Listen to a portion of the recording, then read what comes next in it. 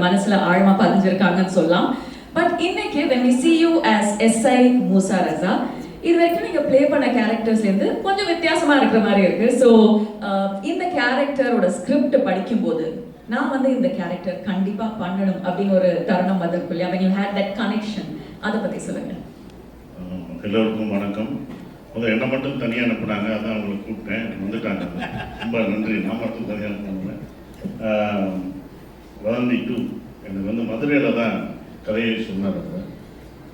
So mystery of money அப்படின்னும்போது நான் கூட ஏன்னா மணி கேரக்டர் தான் நானும் நினச்சேன். ஏன்னா மதுரையில் நல்லா சுப்பிரமணியபுரம், குட்டிப்புலி, ரவுடியாக தான் எல்லாருமே யோசிப்பாங்க. யாருமே நானும் ஒரு 30 படம் பண்ணிட்டேன், யாரும் போலீஸாகவே யோசிக்கவே இல்லை. அப்போ முதல் போலீஸ் கேரக்டர் நான் மணி கேரக்டரா இல்லை போலீஸா அப்படின்னு இல்லை சார், நீங்கள் தான் அந்த போலீஸ் அப்படின்னு நல்லா யோசிச்சு சொல்லுவாங்க. ஏன்னா ரவுடியா மதுரை எடுத்தாலே நம்ம ரவுடியாக தான் காமிப்பாங்க. அப்போ நான் போலீஸ் ஆகல, போலீஸ் தான் சார் அப்படின்னு கதையை சொல்லும் போது தான் எனக்கு ரொம்ப பிடிச்சிருந்தது. இது அவ்வளோ அழகாக வர்றதுக்கு காரணம் ஆண்ட்ரூ தான். அது வந்து இவ்வளோ இம்ப்ளிமெண்ட் பண்ணி டே அண்ட் நைட் ஒர்க் பண்ணி அந்த கேரக்டர் எப்படி இருக்கணும், என்னவா இருக்கணும், ஏன்னா ரொம்ப செட்டிலாக பண்ணணும். நம்ம போலீஸ்னோடனே யூனிஃபார்ம் போட்டோன்னே அப்படி பரப்பா நின்றுக்கிட்டு அப்படி நடந்துட்டு இருப்போம், அப்படிலாம் நடக்கூடாது சார்.